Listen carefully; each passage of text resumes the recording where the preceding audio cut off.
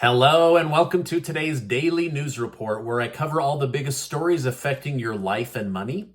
You watch this channel each day because I keep you in the loop on what's really going on in Washington, D.C. with President Biden and the U.S. economy.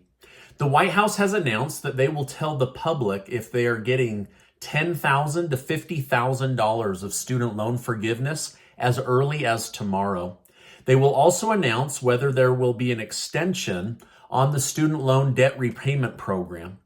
Also, 100 Democrat leaders sent President Biden a letter asking him to strengthen and protect the Public Service Loan Forgiveness Program, a program that forgives student loan debt for working in public service for at least 10 years. Student loan debt forgiveness would cost the federal government between $300 billion to $900 billion, depending on how big they're willing to go. And by cost the federal government, I mean the taxpayers, because the federal government has no money. The average home price in the United States is now $439,000, making it difficult for families to afford. New home sales are down 12.5%, showing the Federal Reserve raising rates is having an effect on the demand side of inflation. Most investors, however, are still on the fence as to whether the stock market is about to drop more or start heading back up. Many on Wall Street are waiting to see if Jerome Powell will raise rates again in September, or if he will hold the current rate, or if he will in fact lower interest rates. Wall Street is hoping that he will lower interest rates.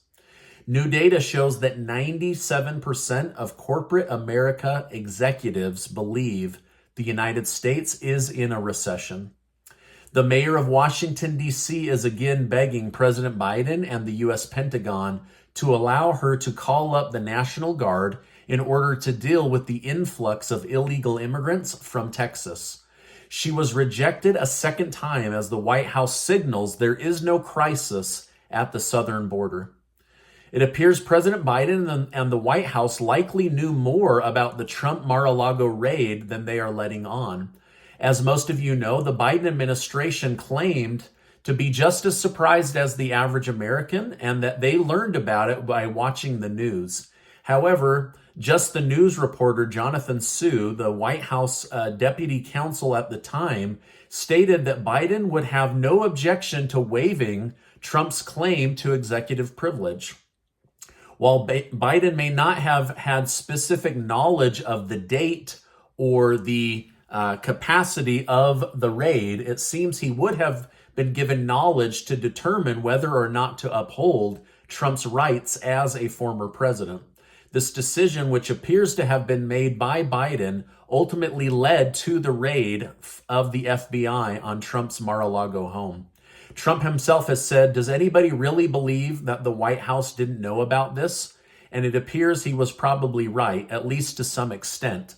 Also, a reporter from the Daily Mail shows that the White House signed off on the National Archives going after Donald Trump earlier this year.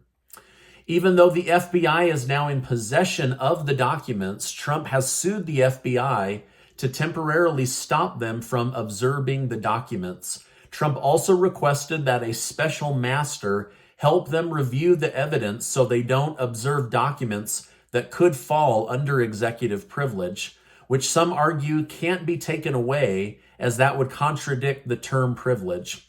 Trump's attorney stated, short of returning the seized items to the area, only a neutral review of a special master can protect the great public interest in preserving the confidentiality of conversations that take place in the president's performance of his official duties.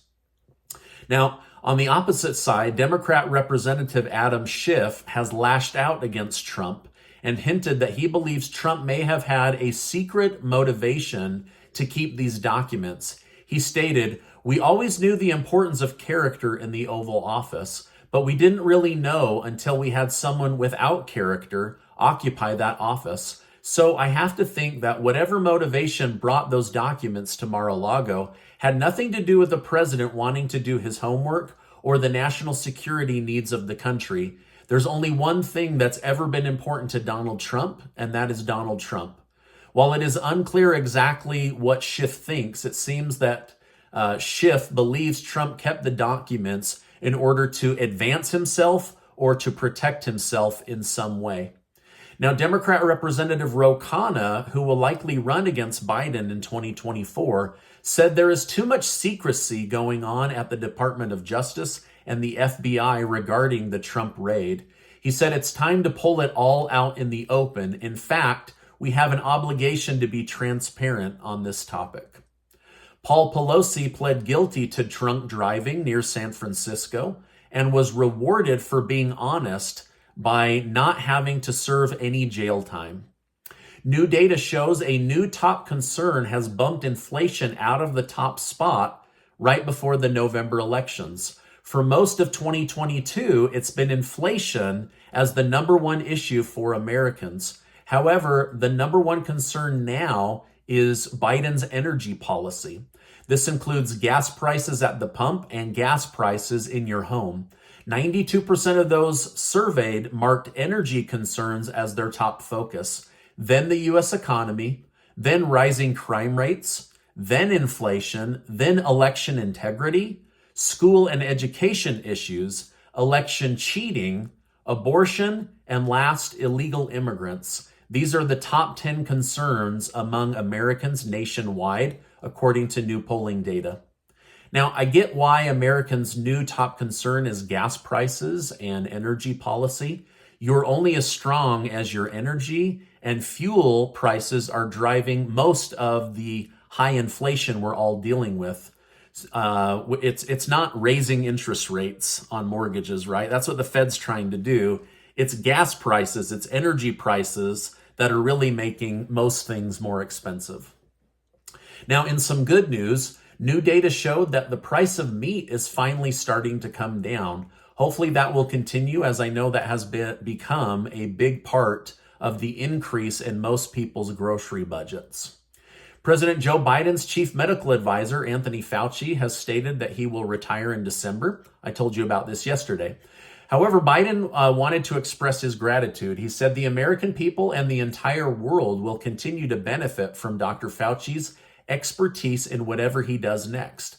However, while Democrats are sad to see him go, Republicans state his career shift won't stop them from coming after him. More than a dozen Republican lawmakers stated they plan to thoroughly question and investigate Dr. Fauci in the coming years. Senator Rand Paul said, "We will get to the bottom of the COVID origin story and whether there was collusion to cover up and mislead the American people."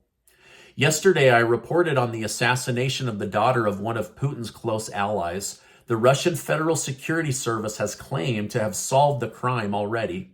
They stated that Natalia Vovk, a Ukrainian spy, is to blame. She entered the country just days before the bombing. To back up their claim, they stated she entered Russia in July and stayed in the same apartment building as Daria Dugina. I'm sorry, I don't speak Russian. Vovk reportedly followed Dugina to a festival before planting the explosive device on the car. I'll continue to update this as more information comes out, but Russia is essentially saying that Ukraine sent a spy in to blow up one of Putin's closest allies. A Twitter whistleblower has come forward stating the company is purposely covering up important data.